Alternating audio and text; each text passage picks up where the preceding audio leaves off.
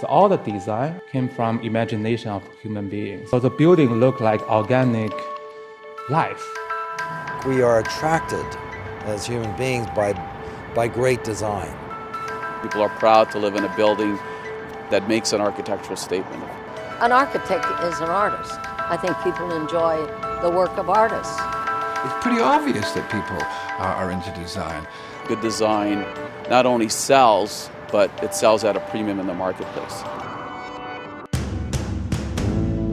Well, we always knew that this parcel of land at the corner of Burnhamthorpe and 10 was an important intersection for the city. The location is center ice within Mississauga. The developers had wanted to do something very special. We felt that the highest and best use would be a residential building. And so one day I happened to be golfing with Ed Sajaki. I said, Ed, what about an international design competition? And we were very excited when they said they were giving consideration to going to an international design competition.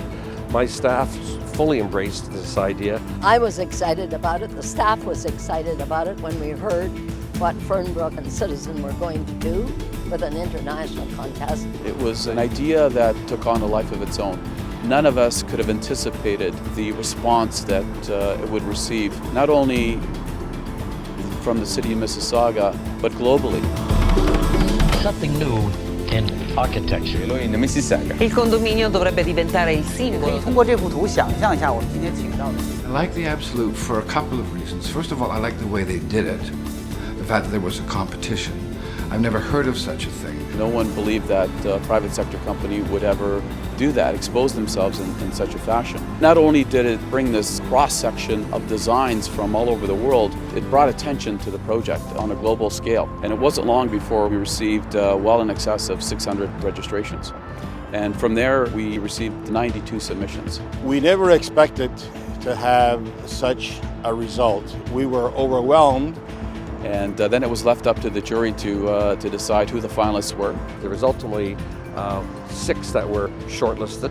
We kept the finalists under wraps up until the time of the presentation to the public, and we had a ceremony at BCE Place. The finalists were then presented to the public. That same exhibit was basically taken on a bit of a road show. And the public was asked to comment on what their favorites were. When I attended the presentation, they were very unique, very different, and I wondered which one would be chosen. I remember one day we got an email, but when I opened, I saw congratulations.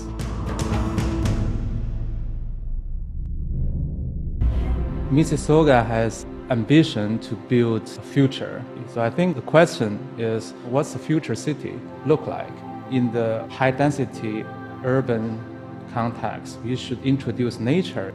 So I was quite sure our tower shouldn't be another memorial or symbol for the strength or power. We should introduce this beautiful curve, the softness. I think it is trying to connect with nature and to be at one with nature, the ebb and flow of life. I like the way it changes as you move around it. The view is slightly different. So the building looked like organic life. When this one was chosen, I wondered, can it be built? From the very beginning, there was a lot of doubt in the community as to whether or not this would ever get built.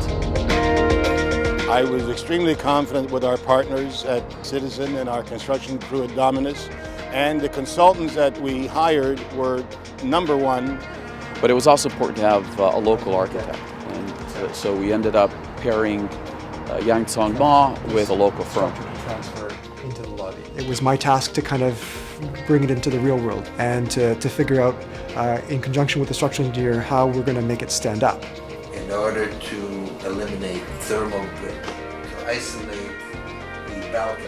I wanted us to be true to the original design, and I made that very clear to the design team from the very start.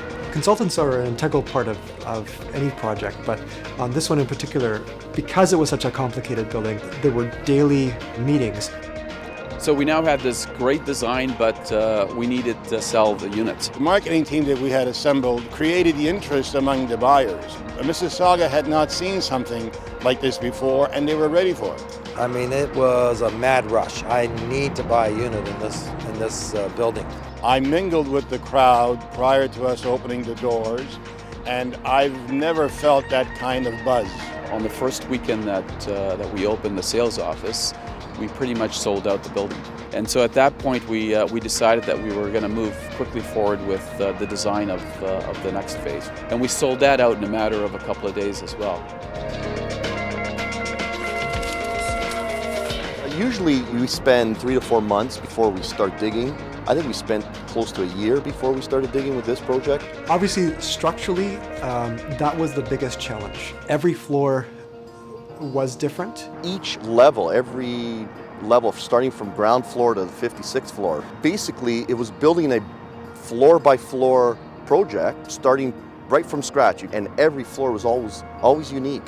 And it wasn't only the structure, it was every discipline of construction had to deal with what was next. And have you dealt with the wall forms and the pipe space in this particular area here? Yeah. It's very innovative, and we had to be innovative on our side. Innovative in the techniques, the details, and taking out their thinking caps and dealing with every part of construction, from concrete to windows to kitchens to electrical, mechanical. Whenever there was a challenge, everybody got involved in it. We got a lot of great response from the city. There was a lot of toing and froing between my staff and the consultants and engineers. With permits, construction details, engineering, they're also part of the team.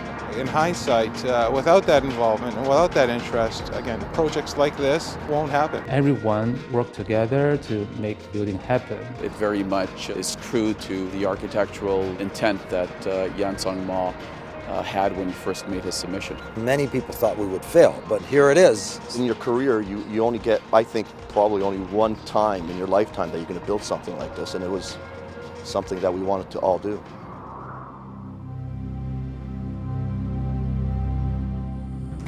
It's so wonderful that the private sector took the initiative. I really would hope that other cities would now take a look at this and see what Hazel has been able to do with her collaboration with us. The city's openness to zoning was a catalyst. It allowed this creative expression to be entertained in a serious way by business. The opportunity was rare, not only for me, but also for a city like Mississauga.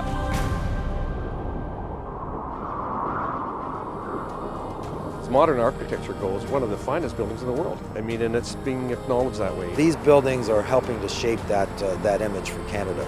The Absolute is the most striking condo design that I've seen in my time at the Star. Mississauga now has a skyline, and it's punctuated by these spectacular buildings. And I think that shapes the image that we have abroad. Everybody in our team is so proud of this program. The outcome is worth every sleepless night.